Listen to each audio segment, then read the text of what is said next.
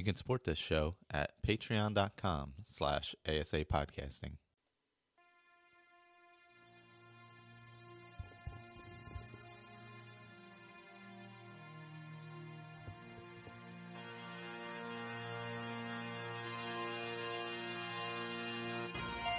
Welcome to a Skyrim Addict podcast, where I will discuss my adventures and misadventures through Skyrim. Join me. Add your stories, add your tales. Let's get into this thing.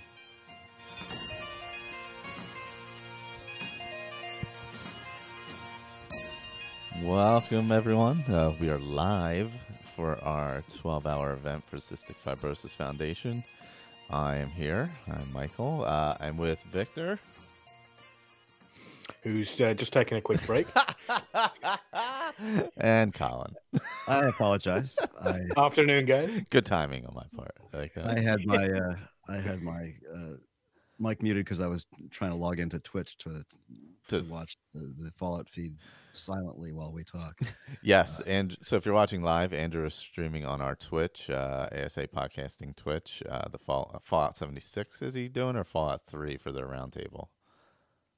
I think they're doing 76. 76, okay. Yeah. And we're going to be talking about the quests for episode 5 of the Hearthfire Roundtable, which is the Heliarchan house, and the first part of that. But so we're doing it live today because we are raising funds for the Cystic Fibrosis Foundation. You can donate to our cause at any time if you just go to asapodcasting.com and click donate. It's right at the top of the page. It takes you directly to the Cystic Fibrosis fundraiser page. It is all done through them. I think it's called Great Strides is like their fundraising arm, one of their fundraising arms. And we're just raising funds for that today. So go over there, help us out. Right now, currently, as we start this show, we're at $2,955 to start the day. That's a nice way to. That's a nice cup of coffee to wake up to in the morning. Yeah. Wow. Thank you very much, guys. It went up. My God, it was. That's what we've raised so far. Yes. Holy mackerel! It was like $300 this morning when I got up. Yeah. So, so that's where we're sitting, right about $3,000 right now, just under it. So, well, thank you, everyone. I know they were doing some giveaway stuff on the Fallout feed. So, they were talking about that. It gets a little complicated with that because we can't directly do it with the fundraiser because of some legal issues with how charities fundraise and stuff like that. So that's a completely separate thing. So listen for that when you're listening live. So that's why we don't put them together the way we used to, because we used to raise the money in-house and donate it all at once, whereas now we go through the Cystic Fibrosis Foundation directly because it kind of grew too big and it was just a little too much. I think it makes people feel a little more. Yeah, exactly. It got to the point where it was beyond a couple $100 and it wasn't. Yeah, it was pretty easy to handle. So I think we were all far more comfortable with it going directly through the Cystic Fibrosis Foundation. I know I was, because I was not comfortable with it when it jumped up that one year. So yeah. Yeah, the IRS man. Yeah, I was just like, Mr. David. It just got. I was like, this is a little more than I'm comfortable handling. So that's when we contacted them and were able to come up with this much easier solution. You can actually even join our team and raise funds if you like. If you go, when you click on that link, it'll take you to the team page, asapodcasting.com. Click on that donate button. Takes you to the team page. You can actually join the team as well and raise funds from friends and family. It shows up as a like a walk, but it's for this. We're actually not walking today. Sorry, guys. I just to illustrate, because I had concerns myself. It doesn't mean that you have to walk. Yeah, I was a little bit worried that they're going to bring in a walking chair or a set of stairs or something like that. But it's fine. Mr. David does all the walking. I will do the walk. That was my thought. Yeah. Juan did make it. Awesome. We were wondering if you were awake or not out there on the West Coast. Yeah, no, it's usually my day to sleep in since I wake up at 4:30 every day. Oh, so. I know that feeling. Yeah. Yeah, so we were just going over the fundraising stuff and where we're sitting, and we'll update it throughout the day. And definitely, if you can, please donate. Also, another great cause, the Leukemia and Lymphoma Society, I believe. We lost a great part of the community, Adam, earlier this year to leukemia. So we don't have any direct link there, but you know, any charity related to that would be fantastic. And if you want to donate it in his memory, it was Adam Plude, and that would be wonderful as well. And we can we'll mention that a few times through the day too. Now maybe I'll find a link directly to their I believe it's Leukemia and Lymphoma Society, if I'm not mistaken. Yep. Is their moniker. So Yep. so we have the quest we are doing for our very loose roundtable. The main one this time, I guess, is Waking Nightmare. And the rest were, they believe, the Become Thane, mostly. Let's see. Waking Nightmare, Kill the Giant, which I think was just as a radiant for Dawnstar area, I believe, when you ask for if there's any work. The rest we were doing were all part of Thane quests, if I'm not mistaken.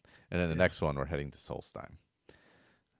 I love that I named one Axe from the Guy and then never put a link to it.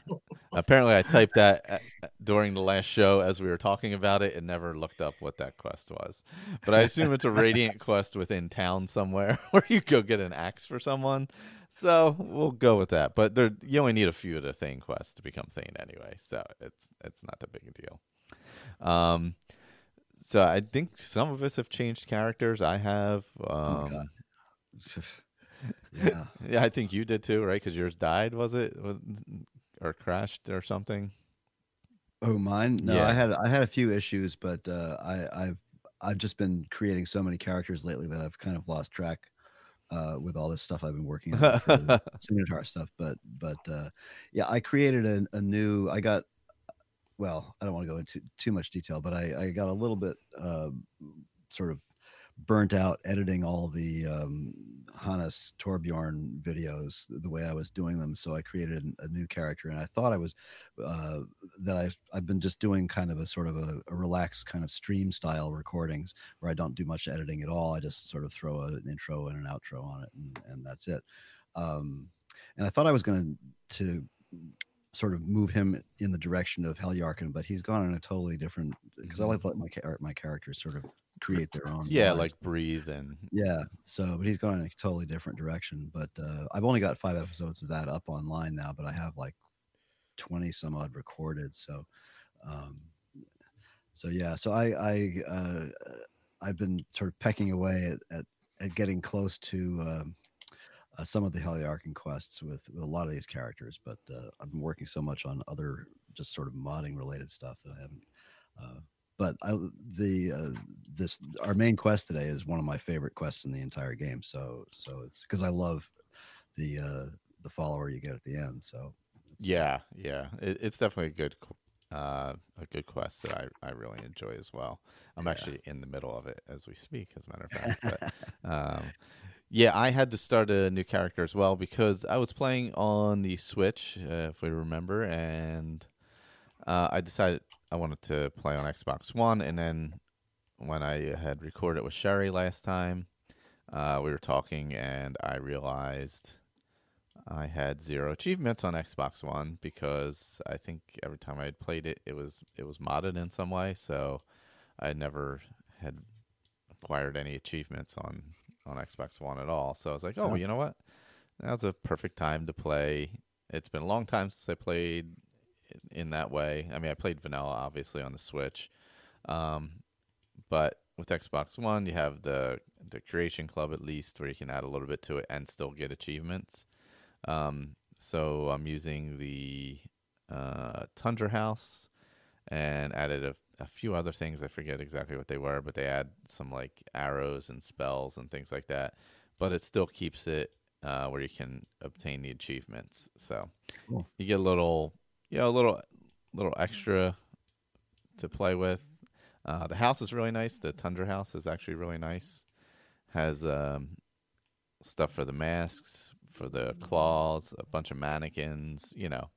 A nice quality house. It's just east of Whiterun, like kind of where all the farms and stuff are. It's sitting out. It's by what's the gate right there by the farm, the L'Orealis farm. What's that called? Gate. Not the gate, but like the where the Whiterun guards are, where they always get into a fight. Oh, right. There's always a bandit. Yeah, bandit. North Tower, is it? Yeah, it's east or north or whatever. Yeah, it's some Yeah, right by right up the road from the farm where what's his name from the Dark Brotherhood crashes outside there, gets a flat tire outside. Yeah. It's basically the border of the Pale there, I think, right? Yeah, it's right on the edge. Yeah. Yeah, because that farm is the farm in the Pale, or just above the farm is in the Pale. Because the farm's in the Pale. is it okay? Yeah, because obviously Heliarchan's in the Pale, and it's right there also. Yeah. So I built a whole new character from the start, and I wanted this to be like kind of my original character, where I just do everything again. So I've even been doing the main story and playing with dragons. And wow, cool. Hopped into they have dragons in Skyrim. Yeah, I know, it's weird. It's been a couple years. It's been a while. Yeah, really. But if you don't mind me, just since we have plenty of time, can we talk about Creation Club? Because I have no experience with it whatsoever, and I'm wondering if any. I know you do, Michael, but Colin, have you tried any of them, or Juan, have you tried any of the stuff? I'd really like to know what if there's anything worthwhile, Creation Club, I don't think I've taken anything from it. I've modded Skyrim SE on the Xbox using the the mods that you can get through there going from Bethesda, but Creation Club, no, I don't think so. Because was it the survival mode? That's just an update to the game, right? It's not I think Club. I think technically it's part of Creation Club. Yeah. Oh, really? Yeah. Yeah. That is part of it. It was the original thing that was in there, I believe, and it was free. It might still be free, but yeah, there's not a ton on there. I'll say, like, what I have right now is this thing called I've Forgotten Seasons, which is a new dungeon. I haven't gotten to that part yet, but let's see who was part of it. Eleonora was part of it. Fading Signal, Chris Takahashi. They were, I guess, part of the design team on it. Oh, he's 3D NPC. Interesting. Yeah. Yeah. And Fading Signal did Simply Bigger Trees and a bunch of other stuff. Yeah. So they were all part of designing Forgotten Seasons, which is additional stuff. There's just simple things like, let's see, let me go to the apparel. There's a backpack, different armors and stuff. Arcane accessories, which I own, is you start out with 2 robes that have a little extra enchantment to them. And you can add some extra bonuses, extra tomes, just a few different magic things. Not anything different than you can get in a mod, quite frankly. But I guess the only difference really is it leaves you with the ability to get the achievements. Yeah, there's different jewelry and all that kind of stuff as well. Different armors you can get. There's a Netch leather armor that you can add. Lord's Mail, some Divine Crusader, stuff like that. Creatures. I have an armored mud crab I can go purchase. There's a bone wolf. It's just some random things like that. Aren't mud crabs already armored? Technically, you're right, aren't they? This one has extra. It looks like it has even more armor. Wild horses. Yeah, just things like that you can add. Does it have a cute little helmet too? It does actually have a helmet. Yeah. Yeah, it does have a helmet. With the 2 eye stalks coming out of the front. Yeah, I can see it. Yeah, so it has obviously it has survival mode and camping, and the adventurer's backpack, which I assume is good for survival mode as well. So if you're going to be playing through the uh, Creation Club doing that, that would be something. I have the Arcane Archer pack, which basically gives you ice, shock, and fire arrows Oh, nice. that you can craft. So those are actually nice. I know you can get them. There's definitely a ton of mods with those. But it's definitely fun to start with. Oh, Kenneth's in the chat, of course. Kenneth. Yeah, he was managed to save Grey L from the mods of Doom. Oh, that is awesome. That is awesome. Yeah. He's in Morthal and doing the Ethereum Wars. Awesome. There's some staffs, things like that. So I'm curious. I see patches and stuff pop up on the Nexus for some of the Creation Club stuff. I haven't experimented with adding Creation Club to an already mod organizer managed game. I don't know if it would affect it because the updates are what adds the stuff in. Yeah, well, but I assume that the Creation Club mods will go directly into the Skyrim data directory, which is exactly what Mod Organizer doesn't do. Yeah. So you'd have to manage them manually, and I'm not sure. Well, now Mod Organizer will recognize mods that are in the data directory. But it won't manage them in the left pane. They'll show up as plugins in the right pane. Anyway, it's complicated. I haven't tried, or it seems like it might be complicated anyway, or create issues. So I haven't tried to, and I don't think. Well, I know you wouldn't be able to like create bashed patches and things like that, merged patches, with Creation Club content and Mod Organizer managed content. So. And I have been avoiding. There haven't been any significant updates to SE recently, anyway. So SKSE is still in its in a current form, but I have my SE set to only update if I run the game. Oh, okay. So I don't have to worry about getting screwed, which has happened to me in the past. Kenneth has a modding question.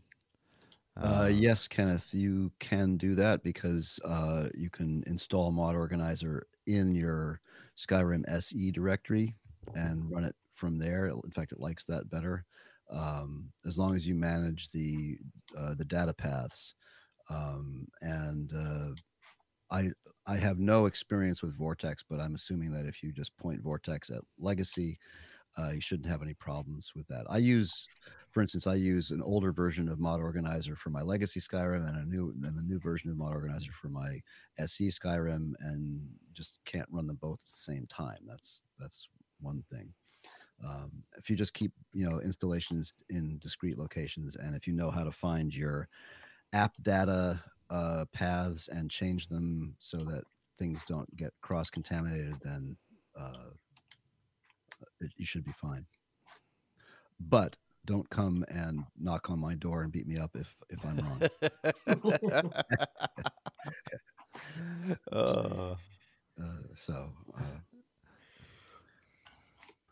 Let's see. Michelle says, I've never tried things with the Creation Club. Yeah, that's exactly right. I'm afraid to mix those with the Nexus mods. Yeah, that's I get that for sure. Yeah. So you I may decide to do one. It's just that, when every time something like a Creation Club or whatever throws things into the data directory, then you go back to doing something with Mod Organizer, then you got to sort of, clean out your data directory so Mod Organizer doesn't get all screwed up and confused. Or you have to manually turn off the plugins in Mod Organizer. So it might get a little train wreckish if you're not careful with it, Ken says, knock, knock, I'll just steal your sweet roll. Yeah. So Colin, are you using the same character or?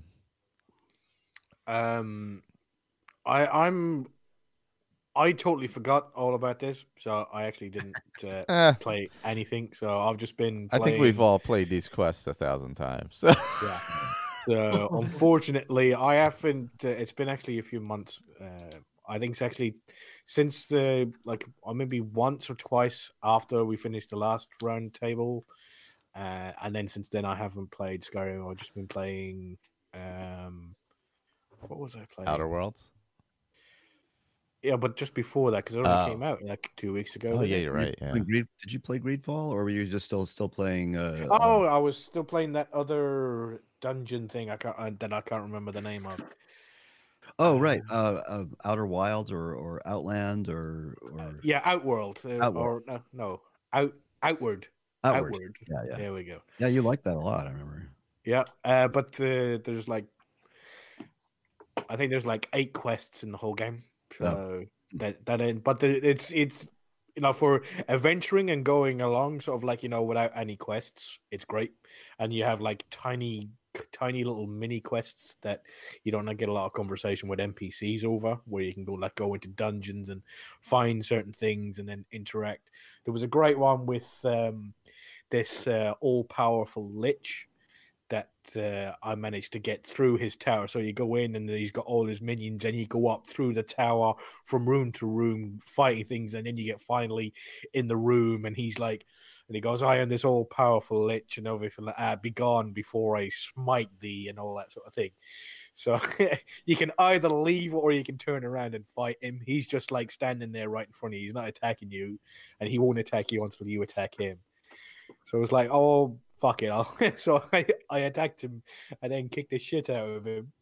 And then he was like, what you? And he was, I can't remember what he called you, but in essence, he called me a Mary Sue. It was it's just stupid how strong you are. And he goes, right. And he goes, here, take this and take this, but you'll never be able to find my phylactery, so you will never be able to destroy me. I'll just keep on coming back again and again and again. And then my reply, which I fucking loved, I laughed out loud, was all right, I'll see you tomorrow then. And he was like, what? And he goes, well, you say you're going to come back and start up your evil shit the minute I leave. Well, I'm just going to go out, sleep, come back tomorrow and kick the shit out of you again. And every single day until you stop. All right, fine, I'll stop. I won't do anything evil until you're dead. How's that? And in return, I'll give you one of these special crafting materials twice a day. How's that? Yeah, all right, that sounds great. So there you go back once a week, and you pick up all these things that he's managed to save up, and he's he's literally sitting in there reading, doing research at his library and stuff like that. Not doing evil stuff anymore because you'll kick the crap out of him. That's awesome.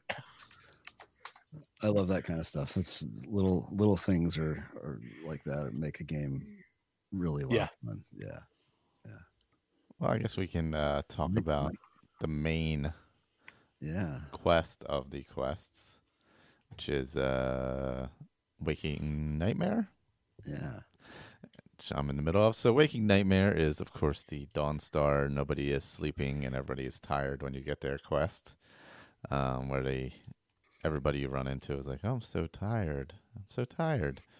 To kick this off, you have to go to the... What the hell's the name of the inn? Waking Giant or something like that? I forget the name of the inn. But you have to go to the inn or the temple. To Wind Peak Inn. Wind Peak, that's it. Why am I thinking Waking Giant? I don't know what that doesn't even make any sense. It's a Sleeping Giant is in Sleeping Giant Inn. There you go. That's a whole different town. Yeah, so you got to go there and or the Nightcaller Temple. I think either or. It depends on where Arandor is, I believe. He's always in the... is he always at the inn? Yeah, it starts off there because he's... yeah. You can't get in because he's got the key, I think. Yeah, he has to let you in. So you speak to him there, and then he's like, you find out what's going on, that nobody's sleeping, everybody having the nightmares. And that's when you can meet him outside of Windcaller or Nightcaller, which is up on the hill above Dawnstar. Yeah, so there's always some leveled enemies up there, spiders or wolves or whatever. I had ice wraiths. Yeah, trolls. Yeah. Oh, ice wraiths. Okay. Yeah. I'm sitting at level 22, and I had ice wraiths. So, Okay. Well, you know what I only figured out about ice wraiths like about a few months ago? Their class is undead because obviously they're ice wraiths. oh And it yeah, didn't fucking occur to me until like I thought there were some sort of ice creature, but they're like an undead ice creature. that makes sense. Yeah, because they're a wraith. Yeah, I never. Because Yeah. somebody one of my companions had a turn undead sword or something like that. Hit them with it, and it affected it and turned it and made it run away. Oh wow. Oh, I okay. Very cool. Yeah, I never even thought of that. It was a highly modded game, so I don't know whether that had anything to do with it. So Possible. don't quote me on it. Huh. Yeah, I'm still running around with Feindal, actually, doing these quests in his heavy armor, which is weird. But, yeah, so you meet good old Arandor outside of Nightcaller. You battle your way in past whatever enemies happen to be outside, and he opens the door. When you go in, there's, like, no clear way through. There's essentially like a chapel area, the temple area, with the altar and just it's all walls and nowhere to go. He comes in, does a little fire spell on the wall behind the lectern there, and that's when you can head fully into the depths of Nightcaller Temple. So inside, you find out that was it Vermina has he explains how the nightmares are related to Vermina and an event that happened there, and that they released was it Miasma, and that's why these Orcish invaders came, and then they released Miasma, which basically made everybody go to sleep in the temple. Yeah, no, wasn't it it's the Skull of Corruption, which is her. The Skull of Corruption is causing the nightmares. Yeah, it's leaking out. It's in behind some sort of barrier, but because she's a dangerous prince or something like that, it's. I mean, how long ago did the orcs attack? It must have been a while. Gosh, when was it? Let's see if I can get the date on that. It just says many years ago. Yeah. Yeah. So how long have they been suffering from nightmares? Oh my gosh! It's I don't know, at least a decade. Maybe I don't know. Everybody really looks tired in Dawnstar. Yeah. So the Miasma and the Skull of Corruption are related in only that they were stopping the Orcish invaders from getting to the Skull of Corruption, I assume. And that's when the Miasma was released by the devotees. Ken says 10 years. 10 years? Yeah, that makes sense. Yeah. I think, in fact, Arander says it at some point. Yeah. Yeah, and then both... So you have to go to the library first and find the Dreamstride book. You help Arandor go there. When you go through the temple, you get to a magical barrier that you can't get through. He needs the Dreamstride to be able to find the way through. So you go to the library. Some orcs and some devotees wake up, of course, as you enter there, and then you find the book. It's on the top level, and once you get the book, then he reads it, and you're like, okay, we have to go to the lab, which is and get the Topor, which is in the center of, I believe it's in the center of the temple or something. He says, but again, you go there, and more enemies wake up, and then once you get there, he tells you have to drink it. You're either like, yes, let's do this, let's enjoy this, or like, what the hell? Why am I drinking this stuff? What's it gonna do to me? And basically it sends you, I don't know if it's like a dream, or it essentially sends you to see what happened when the miasma was released, and you are the person who released the miasma. You're Arandor. Yeah. Or Casimir, as he was known. Yeah. So you run through. You can't be harmed or anything at this point. You're just experiencing everything. You're seeing everything. And you end up on the other side of that magical barrier. through this waking dream, essentially, I guess is what it is. And you release the miasma, everybody starts choking and falling asleep. You then awake from this and are on the other side of the barrier. You walk to the barrier, so then you can take the soul gem and release the barrier and talk to a Roundor again. And that's when you have to get to the Skull of Corruption and work your way through. And at the what happens at the very end? Or is it Dreamwalker or Dreamstrider? Oh no, that's okay. That's just the name of the thing. And then at the end, after you battle through again with more devotees and orcs waking up, they will fight each other too, by the way. That is the one good thing, because they're still in battle. Right, yeah, they're still in the battle. So if you get close enough where they awaken and they're both awakened, you don't have to jump into the middle of the battle right away. Yeah, but was it the orcs are pretty high level, and plus when you get like orcs with melee against spellcasters who can only sort of like do, what was it, shock spells? Yeah. Was it the sparks or something like that? They haven't got like any real powerful spells. Then the orcs are definitely going to win, and then it's just you and a bunch of orcs. So I'd probably go for the orcs first, get them down first, and then take care of the whichever, or try and sneak past and avoid them completely.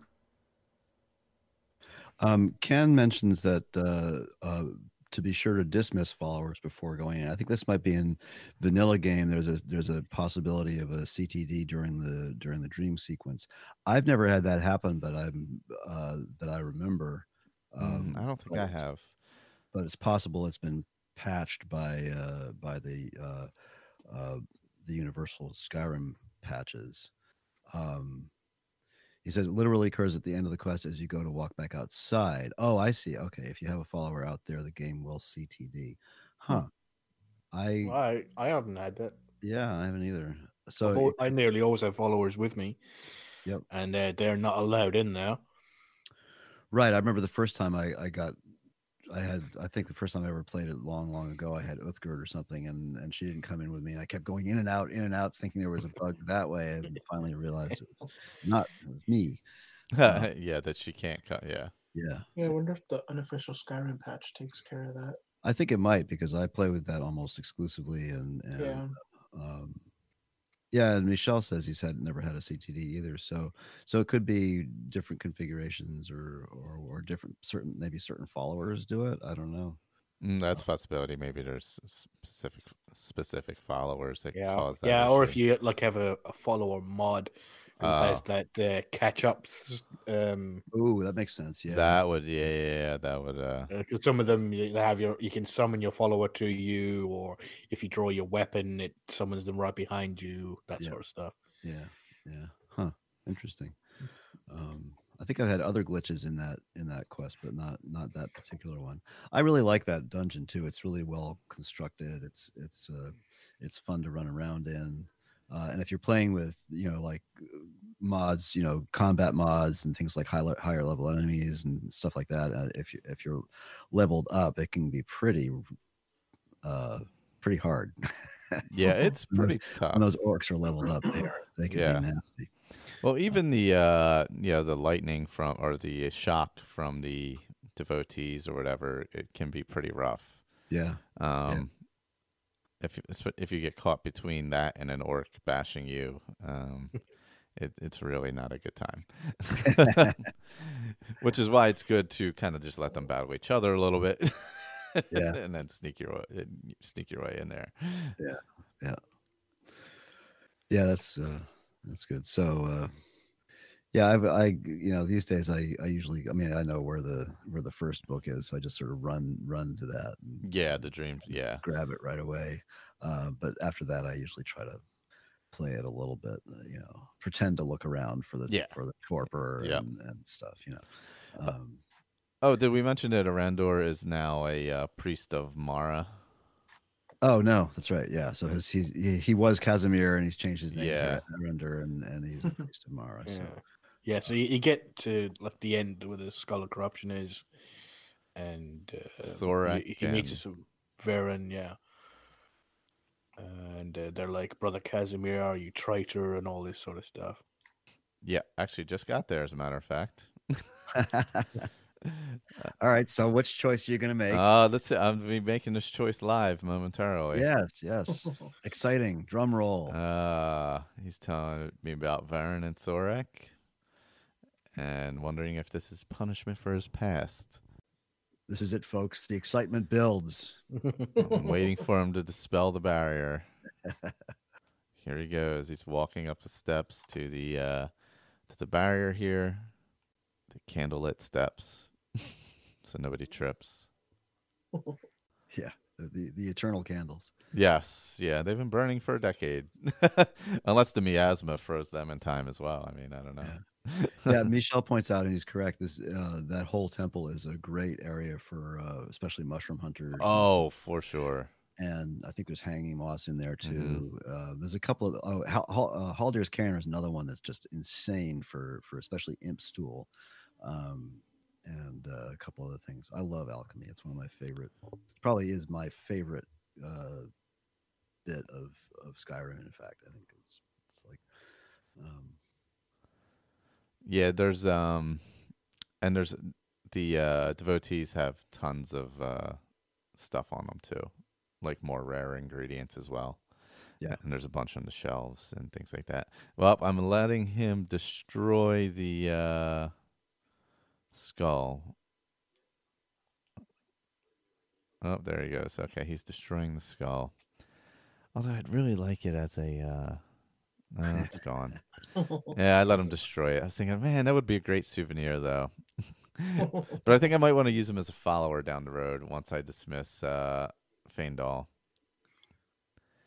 I'm surprised Faendal's still alive. I know, right? He's been doing well. I really armored him up. He's got Daedric armor on. Yeah, and don't forget the big loot chest. Now that's around there. Ken says it's tucked into the right of the staircase. Oh yeah, that's right. I always forget about that. Yeah. I wonder. Since I like Erender so much, I think I've once in all the times I played for that quest, once I've taken the staff, but I've never done it in a Legacy of the Dragonborn playthrough. So I don't know if you can. Once you've completed the quest, if you can make a replica of the staff and still keep Erender alive, I don't know. Oh, that's a good question. I don't think Legacy is available for Xbox, and it's too big. Yeah, probably not. Yeah. Although if Bruma is available, it might. Oh, that's true. Yeah, Bruma is available. Yeah. So I don't know. And then I assume Arandor goes back to the inn? No, he stays there. Okay, he stays at the temple. This is where I got to find him then if I want to add him later on. Yeah, I think there's a little line of dialogue there. He says he's set up a little shrine and temple of Tamara, and he's going to just stay there and hang out, chill. Hang out, yeah. Chillax with his his homie Mara there. Homie. This would be a nice player house, actually. It would be. That's right. There is I don't know if Nightcaller Temple is covered by it. There's a new-ish mod, and I cannot remember what it's called, but it came out not too long ago, which allows you to claim. It turns off the respawns, which that Nightcaller Temple doesn't have anyway, but it turns off the respawns in several. You can choose which ones. Oh wow! And make them your home bases, stuff like that. That's pretty nice. Yeah. Yeah. There's cool. I'm sorry. Go ahead, Colin. Sorry. No, just adding on to your there's a fantastic what should we call it, vampire hideout in the middle of the tundra, between Rorikstead and Whiterun, and it's just near Gunnar's monument. Oh, near the monument. Oh yeah, it's like it's a little cave in between two kind of big rocky outcroppings. That's the one. Yeah, I can't And remember. Yeah. there's a bed in there. There's a chest in there. There's an enchanting table. There's an alchemy table. It's the one where you come in and then there's like a one, I forgot her name. One vampire and a load of skeletons with like all these coffins all the way around the outside. And then you kill her and the skeletons, and then you go inside, and then there's a master vampire at the back, and there's like a table and chairs in the middle. There's two beds, and there's like blood everywhere. There's a black soul gem in near where the enchanting table is, and but yeah, it's amazing. I use that as like a base of operations, but I couldn't find it. There is a mod out there that actually makes it kind of like a player home, but he changes it quite a lot. Oh, okay. So he doesn't. Go ahead. Sorry. I was just saying he doesn't change it so it doesn't respawn. He changes it and like and adds stuff, like a lot of stuff to it. And I didn't really want to do that. So there are safe containers in there, because I am actually one of the characters that I'm going to demo today is and I've never liked playing as a vampire, but I decided to based on another one of Sinitar's videos, decided to do a vampire using Sacrosanct, one of the Enei Shayon mods, and it's freaking awesome. I'm having a great time with it, but he doesn't have a home base yet, so that might be perfect for him. I'll have to go check that out. I don't know whether it's safe storage, but I do know that if you go there back and forth often enough, then it doesn't respawn. Only if you like go off and then adventure and then come back for like a couple of weeks or something like that. I think it'll respawn, but if you're in there pretty regularly, you should be able to keep all your stuff. I was just reading the chat. Kenneth was asking about getting followers to wear specific armor, and that can be problematic. EFF is the one I use, like Michelle mentioned. It's actually extensible follower framework, but whatever. In Legacy, you can use either one. There's the other one's called Amazing Follower Tweaks AFT. Both of them include modules to put different things on characters. I think EFF is somebody's cat is meowing. I just heard that. Sorry, that's fine. I love cats. But I think EFF is more stable. EFF has been updated more recently, so I would stick with EFF on both Legacy and SE and stay away. Plus, was it AFT and convenient horses clash? So you end up with naked riders. Yep, and they lose all their stuff as well. Yeah, EFF has an issue with that occasionally too. With especially, I think going through certain load or cell loads, you'll come out on the other side with naked follower, but you can just re-equip them and they're usually fine. Nothing is ever completely safe to install mid playthrough, Kenneth. I'm sorry to say, at least nothing with scripts, textures, and SKSE plugins are safe, but you can give it a shot. But it's a fairly extensive mod, so I would copy your profile and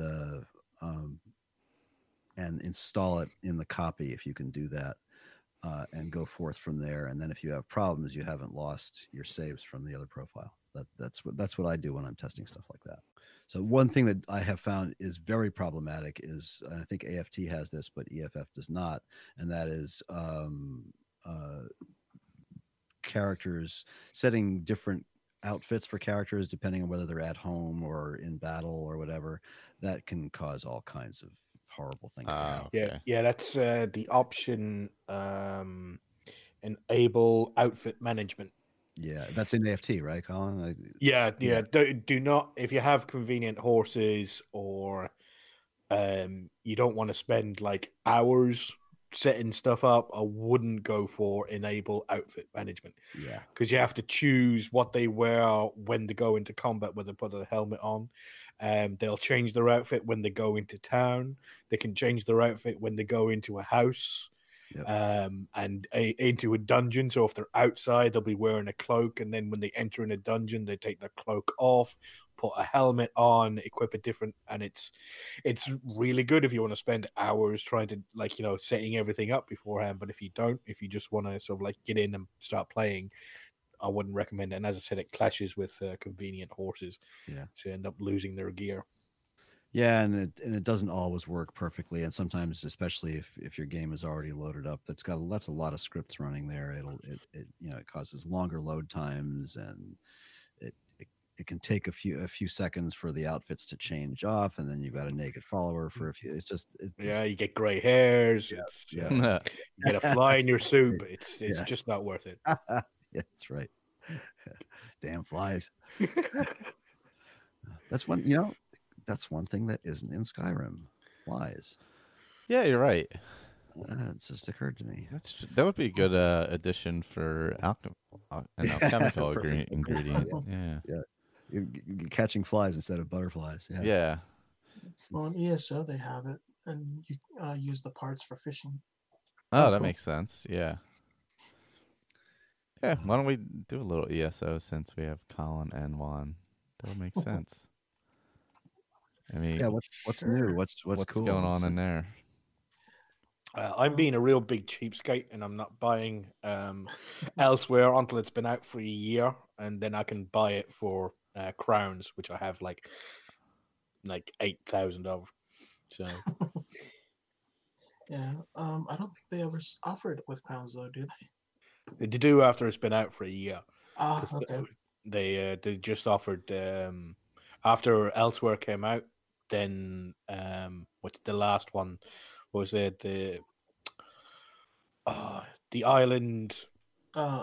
Somerset Isle. That one came out, and you could buy it for crowns a year after it came out. So with all the dragons and everything like that, and I was going to buy it, but because I won't play it enough, it's not worth spending. What was it? 40 quid on it?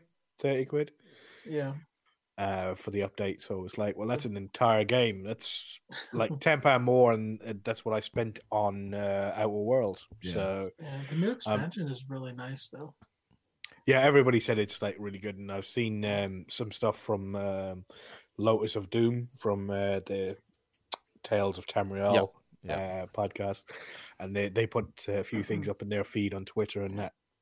Seems like they took some ideas from Deadly Dragons in there as well, because they have new types of dragons that have all sorts of different powers. You cannot solo a dragon.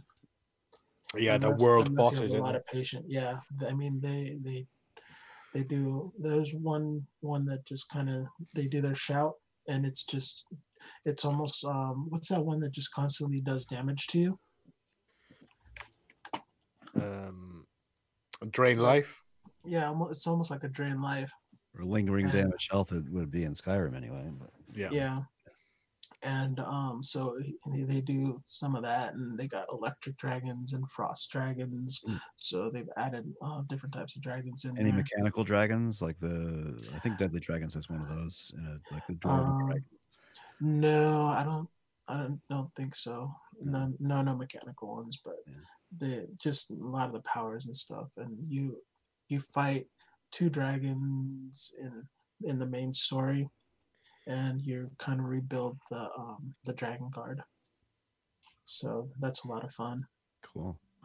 And Elsewhere, was it last month they did kill dragons, save kitties. So you had to kill X amount of dragons in game, and Bethesda would donate, or ZeniMax would donate money up to, I believe, $60,000 for some cat charity. I was looking at it earlier and I closed because I was going to talk about that. But yeah, so they were doing that. Good for them. And they had well, it seems like the Witches Festival is still going on, which is a lot of fun. Yeah, they had some. I seen some posts on Twitter about that. They had some problem in the middle of it, so they extended it. That's why. Okay, because I'm still getting skulls, and I had stopped focusing on it. So Yeah, so some people had some problem with their server, or there was something wrong with it. There was also one. There's a problem with the food or something like that. They were taking like their recipes wasn't working, so they weren't getting maximum stats out of it. And oh, okay. I'm not too Yeah, sure. the new gold recipes. Some people are very excited about, especially the ones for. They have one for a vampire and one for a werewolf. Yeah, my main's a vampire. It's Jonaria. Yeah, it's got a lot of benefits, but a lot of disadvantages as well. So they have the double bloody Mara, which is the one that helps, and now they have a disastrously bloody Mara, something like that, which is even stronger. So let's see. So I completed the main story in the new expansion for Southern Elsewhere, which was it was a really nice story. Don't want to get too much since it just came out last week, or actually this week. But you do get to fight dragons, rebuild the dragon guard. So it's a fun story, and then I'm gonna go ahead and do more exploring around the entire map. And I also completed the Elsewhere DLC content for the what is it, Northern Elsewhere. That was a really nice story as well. Basically, the dragons have come back. They're trying to.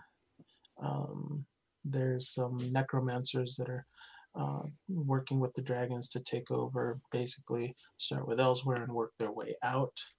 I know a lot of people complain about that it's lore breaking and this and that, but there have been dragons in the past, and it's this whole ESO thing. To me, the way I kind of play it off is it's a big old dragon break, because every time a dolmen is gonna, well, not every time, but a lot of times you'll hear Molag Bal say that people won't even remember you or anything that you've done. So it's kind of a way to explain off that the dragons came back and then they were all killed or whatever, but it just actually never happened.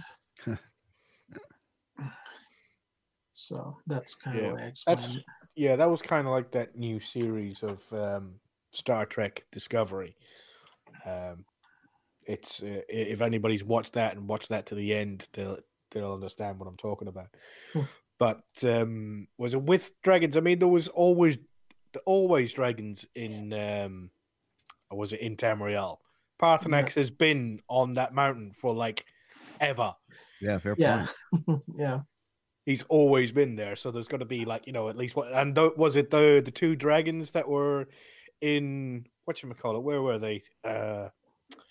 In the Dawnguard DLC, they were underneath the lake. They've always been there. Oh yeah, well, and yeah. Durnavir in the Soul Cairn. In the Soul Cairn, yeah, right. And I think somebody said there was a dragon in Daggerfall as well. Yeah, there was one that went to Morrowind, I think. Yeah. So I mean, dragons have always been there. Yeah, and I mean, basically, it's a mythical world, and you can make lore however you decide to do it. So Michelle asked in the chat, and I assume he's referring to ESO, are you anxious about the skills/class system overhaul going on? It actually went through a little bit. They kind of hurt Magicka a little bit because it costs a little bit more. So it's more resource management as you're fighting. Mm-hmm. That's really the only thing. But they've always done that, just because in the beginning there was a skill that there was a champion skill line that actually helped with actually helped too much with reducing the cost of magic. Yeah. Oh yeah. So I mean, people would sit there and not even have to use wouldn't have to put any heavy attacks in their rotations to replenish their magicka. So they just kind of completely overhauled that and made it just where you get more, and it's a reduction as opposed to regeneration, and so that and it's they're always trying to quote unquote level the playing field, but there's always going to be people that are going to min and max, and then there's going to be people that are going to have fun and people that don't have a clue. I'm kind of in the middle of the don't have a clue and trying to have fun. Yeah. Yeah, there's some people in there who do want to play within the spirit of the game. Sort of like go in there and sort of like, play and have fun. They sort of like, want to be the most powerful, strongest, and get every exploit out of the game. Sort of like, to get this exact piece of equipment that works with this piece of equipment that works with this skill line that your friend you always play for. If he plays that particular character and it uses that particular ability, will trigger this ability, so that means you will never ever die, and then everybody who comes near you will die from the inside out without having to do anything. And there's always going to be those people. So they're trying to play to have fun, and then there's these people going, "Oh, isn't this fun? I just killed you without having to do anything. I just stood here and let my friend activate his ability over and over again." Yeah, or there's people that just they don't die because they have so much health and regeneration. I mean, some of them they can't do any damage, but they're just basically damage sponges. Yeah, and they hold you up, take distract you while everybody else takes care of you. Yeah. Eventually, you learn to just ignore those guys. Yeah. Yeah, I met plenty of them in PvP. They just they're just tanks. That's what they're there for. Yeah. They just stand there, and then you get like 30 people surrounding the one tank. And the more they hit him with magic, the more the stronger his armor becomes, and the more health he replenishes. Instead of like hitting them with physical weapons, you can actually kill him. They just keep on hitting him with magicka and stuff like that, and it won't kill him. He'll just stand there and soak it up all day long. You try to tell them for the first sort of like couple of days, but leave that guy alone. Don't hit him. Get the guy who's sort of like hitting you with an arrow that's doing like 1,200 damage or something. Yeah, that guy that's just soaking up damage. He can't kill you. He can't do anything. Yeah. I have bad news. Feindal is now dead. So what's the bad news? Yeah, but I killed him accidentally. And looks like we broke the $3,000 mark. Yay! Oh yeah, let's do it. We should do an update. We are at $3,000 and $3,005. Nice. So we're 2 hours in, and good. It's in the Wow, that's better than we've done in the past, I believe. Yeah, I think we're probably on pace. So did we ever talk about what sort of going back to the Hearthfire, what the Daedric reward, so to speak, actually does? The staff. Oh, what? Yeah, that's right. We never did get into that. Just to sort of bring that full circle. Bring it back to Skyrim. Yeah. So the let's see, what does the staff do? Because I haven't taken it, so I don't really. Because the rest of the quests, really, like you said earlier on, are mostly just little fetch quests. Yeah, this one we stuck with the fetch quests and to build the house and become the Thane. Yeah. We added this one because it is in Dawnstar, and it's a really good, really fun quest. As a matter of fact, let's see, what does it do? If you ignore Vermilion's command, Randor will destroy the skull. It offer you as a follower, which I'm going to go do, as a matter of fact. Go pick him up.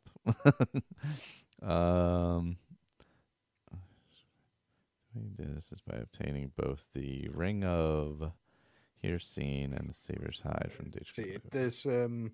It does. You to power it, you steal people's dreams. So you find a sleeping person, and then you zap them with the staff, and it empowers it. So I did take it once, yeah.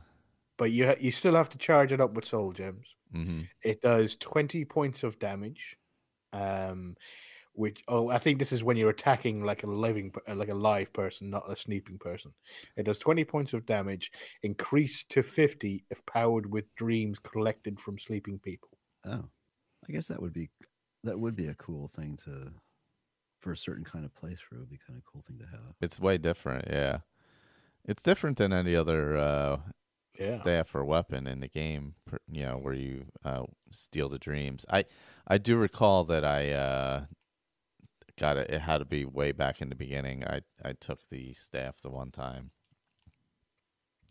but it's been a long time because I vaguely remember doing the dream stealing. I think generally I let him destroy it, and then use him as a follower because he's obviously a pretty good follower. Yeah. But the question is can he destroy it? Because it is a Daedric artifact. Can he actually destroy it, or is he just sending it away?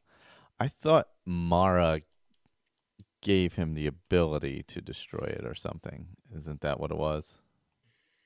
I know he was calling on Mara's power too. Yeah, or so maybe Mara technically destroyed it. We'll find out in Elder Scrolls 6. If a Skull of Corruption turns up, it'll be there. That's it. Yeah, Erendur is a lying bastard. It's like the Wabbajack. Yeah. It'll be there. It'll be there somewhere. Or something similar to it will be anyway.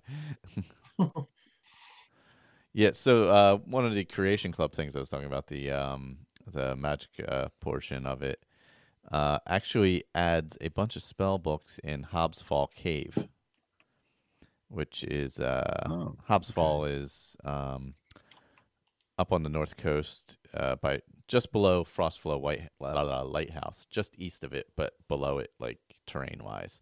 And it's there's a bunch of necromancers in there. And in the one section in a chest, there's like 15 spell tomes for new spells. Some of them are similar to like what the vampires have. Here, let me pull up my Magicka and see if I can find exactly what they were.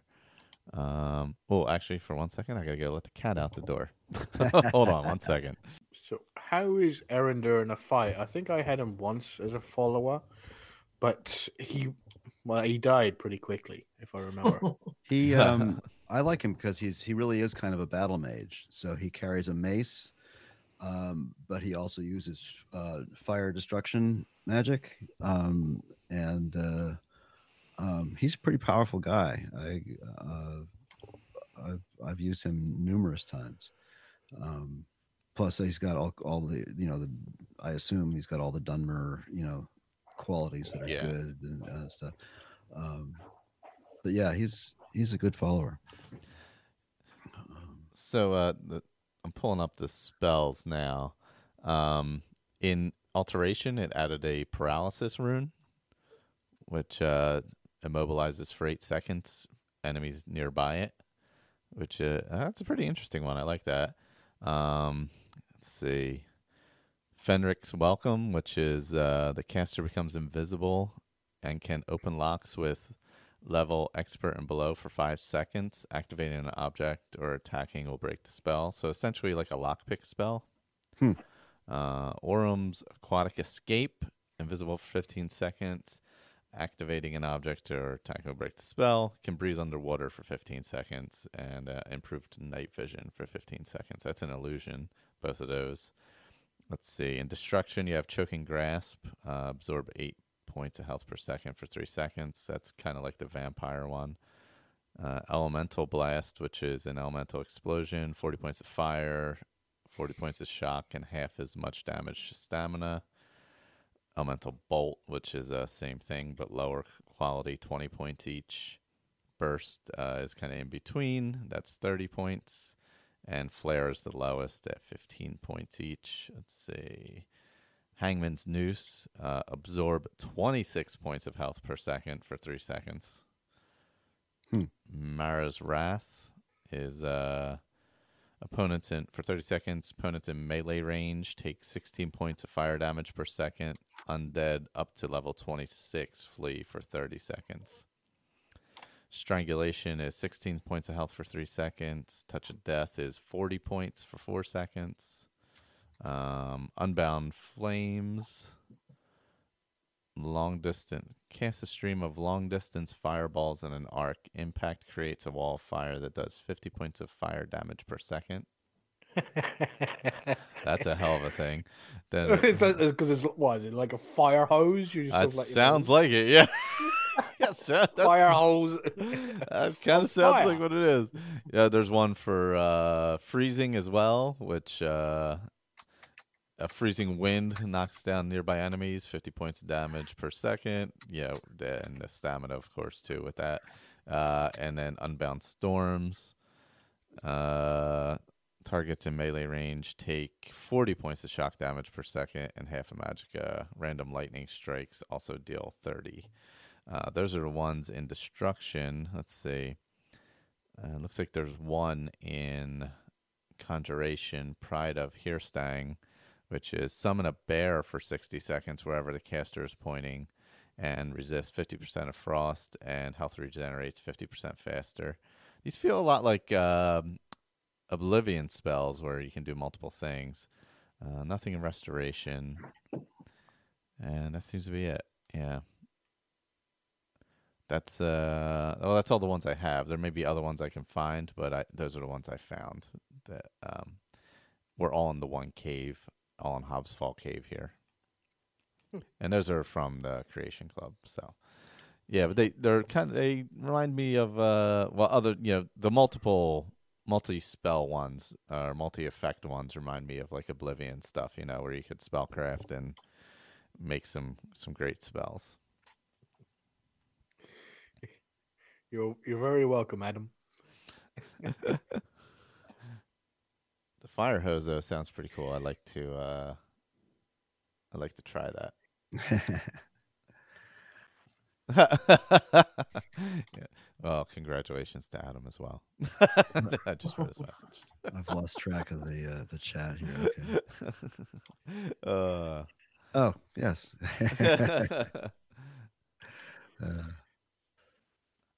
Yeah, so that's I want to do the quest also that I was able to pick up. So that'll be see if I can get started on that too. But I want to hop back and finish the companions and some of the main quest because this character's playing some of that too.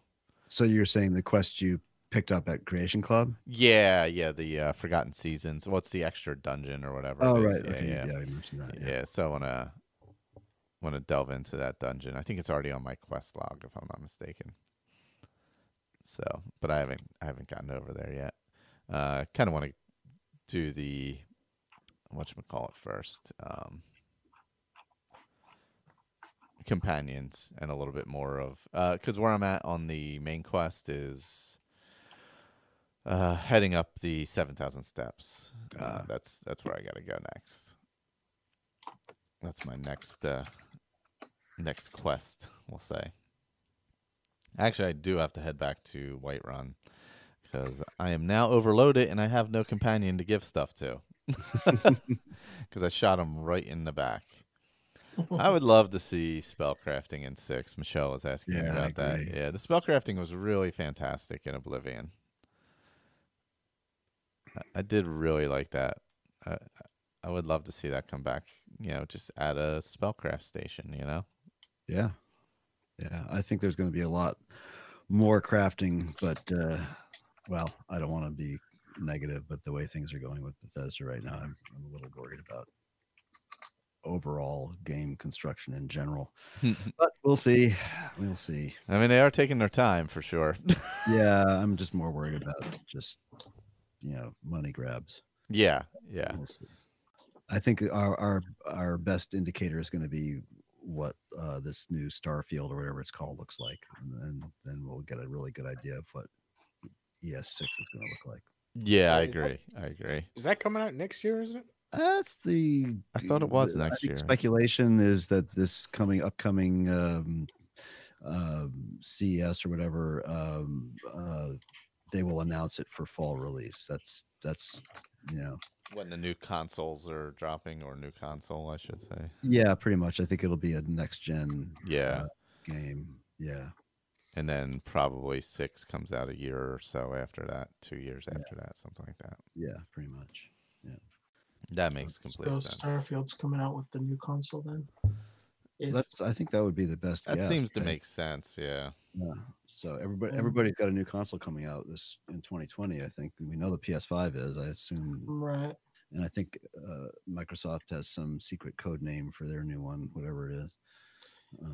Yeah, I mean, I don't know how much better they can get. Well, I mean, I'm sure there's a lot better they can get. But I mean, the Xbox One X just barely came out, and it's pretty powerful, I think. Yeah, it is. I think well, yeah. I know Microsoft wants the convergence, between PC and Xbox. So So whatever they it's bring out just is going to be closer to a PC than a console.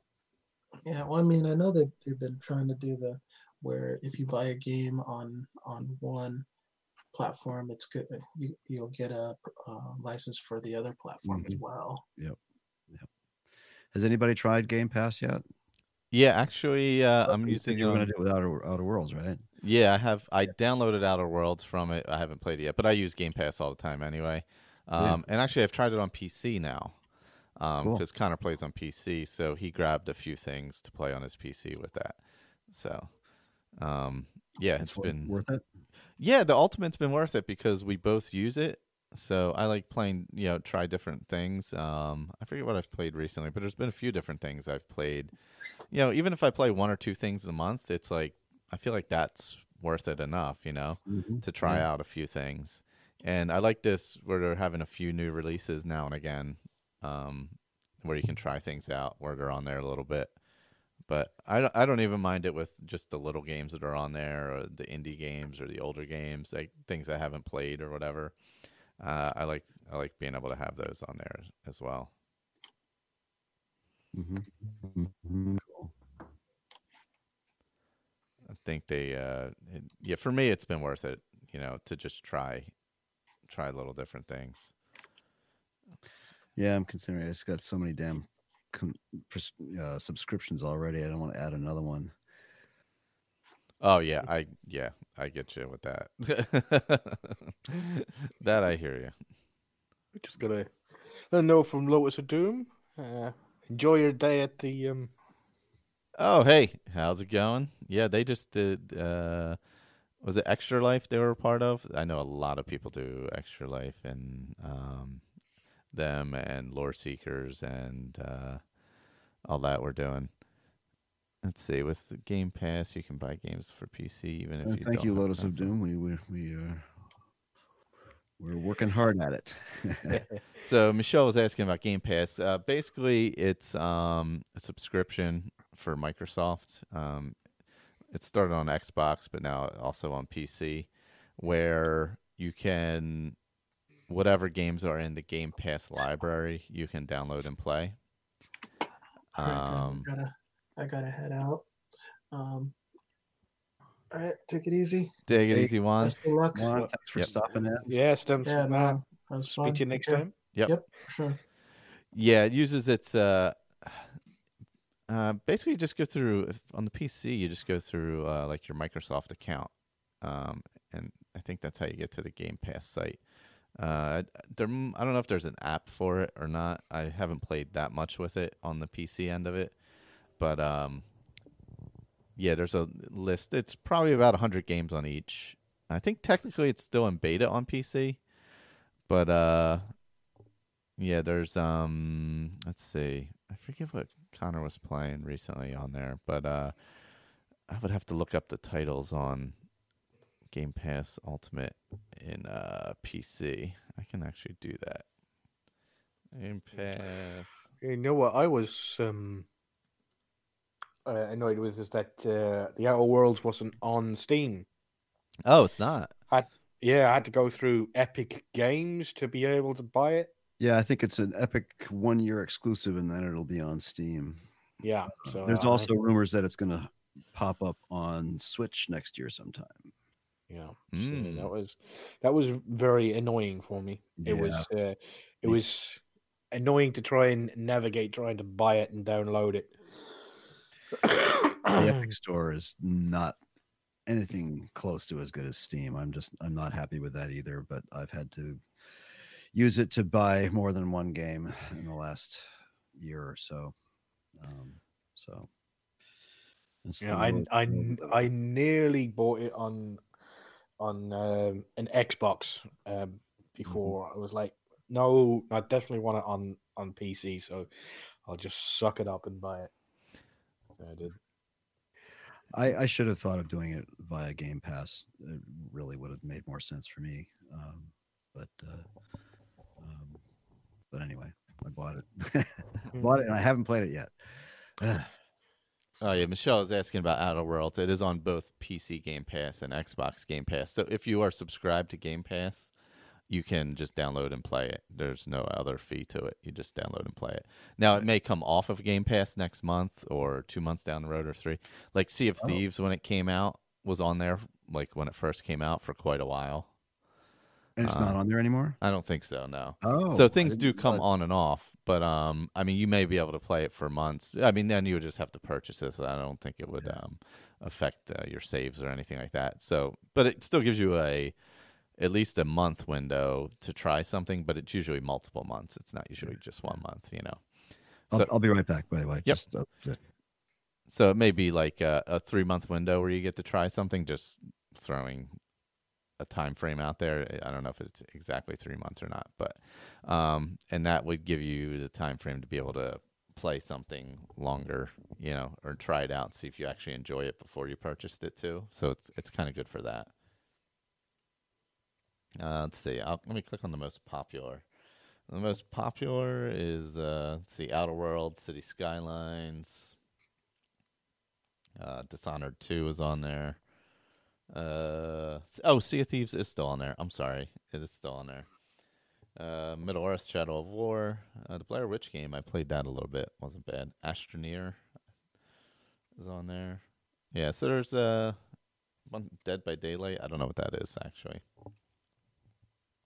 That's I think it's a zombie apocalypse survivor type thing. Makes sense. Where you have to build a camp within a certain time limit, and then when the time limit ends, then there's like a big attack, and you have to see if your camp survives. When all these zombies attack at dawn, I think it's something like that. I haven't actually played it, but I've seen it in my Steam queue, and I've had it because it keeps on suggesting it to me because of my previous purchases. Makes sense. Yeah, because I bought all the Walking Dead games. So okay, yeah, so that would make sense. And they're all zombies. So now every time a zombie game comes out, it recommends it to me every single one that comes out. Yeah. Yeah. Yeah, Game Pass is pretty good for trying things out. Because there's some games where I just want to play them a little bit and just see what they are, and not have to purchase, long term for that, or a game like that maybe I missed and then pops up on there like a year or two down the road. I think like a couple of the Tomb Raider games are on there. I may have played those, but things I might not necessarily purchase that end up popping up there, and I'm like, oh yeah, that's something I'd enjoy. Yeah, I think for some reason I had Game Pass, and I was like, I don't ever remember signing up for this, but when I was trying to unsign for it to end a subscription, they made it really fucking hard. Because you can't just do it from the Xbox window. You have to go to your Microsoft account. Oh, yeah. Oh, God. I was about to ask about that because it's supposedly there's no contract, right? You can just do it for months. It's just monthly, yeah. But they make it hard. Okay. I paid in advance because there was that deal where you upgraded your regular, like your Xbox Live and regular Game Pass for like $1 or something for 3 years, and you got Ultimate. So I did that. So I'm paid out for like 3 years anyway. So nice. And it's all wrapped in together with Live Gold and all that. So, but it was like $1 extra a month. So it was like it was one of those things where it sounds familiar. I wonder if I signed up for it and just completely forgot. I forgot about it. Well, it'd be just like me. I mean, Oh, it happens. It was around was it around E3 when that happened or something? I think so, but I was paying like $8. It wasn't like an extra dollar. It was like $8.99 a month. I was paying or something, Oh, okay. and I was still playing Skyrim and everything on. This was on the Xbox, and I was still playing Skyrim on the PC. So I was like, why? I looked for it, and then I went into like the the Xbox menu and sort of like the subscriptions I had, and I couldn't find this Game Pass thing. I was like, where is this money coming from? And I had to go into Google and search it out to try and find how to like unsubscribe from this thing, which really annoyed the hell out of me. Oh man. Yeah, that's So I'm not going away. Well, unless something bad happens, I am going to actually start my live stream a half hour ahead, just so that people can see it's up there and so on. But if something bad happens with it, I should have enough bandwidth here. But okay. But if I go away, that's why. That sounds good. Oh yeah, my my broadband is dead. So Is it? Yeah, I'm just surviving. That's why I've been having loads and loads of problems all past through the streams. I didn't know anything was wrong, but it turns out that I'm getting like 9 megabits a second down. That's it. And I'm paying for 75. Oh. And I was like, and I just found out. So they've sent me out a new router that I've got to plug in and see. But I didn't want to do all that before the stream. Yeah. Oh yeah, believe it. Yeah, Because if it ends up eving up, then I wasn't coming on here at all. Make sure it's a DOCSIS 3 router. If you're supposed to be getting a good solid 75, you want to make sure it's the latest firmware, et cetera router. Yeah. So, well, apparently that's the one. It's like apparently 50 people can be signed up to its Wi-Fi and it won't slow down. So yeah. When I got mine a few years ago, my first DOCSIS 3 router, I mean the speed increase was exponential on my with my at that time I think I still had Comcast, but it was just it's insane how much better it is. Yeah, well, I'll find out on Monday because I'm at work tomorrow, and when I come back on Monday, then I'm going to try and hook it all up and see if that sorts all my issues out. If not, then I'm just gonna cancel my subscription with these people. Yeah. It's just been nothing but a pain with them. So we are sitting for an update. We are sitting at $3,105. Excellent. Currently, so that is the current total. Yeah, so I'm in my Tundra house actually. Oh, cool. Now, so the take some screenshots if you can. I'd love to see that. Do that. Yeah, I'm gonna get into first person here. Yeah, it's actually really nice. It's a well done little. It's not over the top huge, but it's really decorated well. And that's how there you go. Capture screenshot. Oh, I totally forgot that ASA was Twitch streaming. I just found it. They're I see Andrew's here, or at least his avatar is, but they were streaming and I didn't realize I was looking at a recycling thing for a while there, and I reloaded the I think it's Jessica and I don't know who that is. Beginning with Nino. Are you watching on Twitch or on yeah, you're watching on Twitch. On Twitch, yeah. I was watching for a little while, but I know the game so little that I really had no idea what they were doing. So it was like, plus without the audio. Yeah. Oh, you know what? I'll do a little quick video tour of the place. Oh, cool. Yeah. Yeah, it's a nice little homestead. Cool. Has everything you need, the smithing's outside. There's a basement, alchemy, of course, enchanting. It's all comes as one, all together. Like you don't upgrade it as you go or anything. Mm-hmm. There's a place for all the masks. There's actually a good bit of mannequins. There's 4, 8, 10 mannequins. Weapons racks. There's a place for all the claws. There's a good bit. Display cases. So yeah, I have one claw in there, and the rest I have to go steal one back from Riverwood. to put in there. That's actually what I'm going to do next. Go steal that so I can hang it up because that's really important. Yeah, it's just a little cottage with a little like tower side and a little smithing side. And it's actually right along the river. I can see, what's the standing stone with the necromancer that you come across? The ritual stone. The ritual stone that's by, yeah, the one that you can raise everybody. Is that the rituals? Yeah. That's Yeah. the ritual Yeah. stone, Okay. There's always a bunch of wolves around. Yeah. Yeah. That is catty corner across the river. I can see that hill from here. Cool. So it's actually got a nice little view along the river and all that. So it's a nice little homestead right outside of Whiterun. You're like on the east side of Dragons. Maybe you're on the back side of Whiterun almost. Yeah, you're almost by that gate. You know, the whatever it is. I don't know why it's a gate since there's no actual wall surrounding the gate and you could just walk right around it, but that's a different story.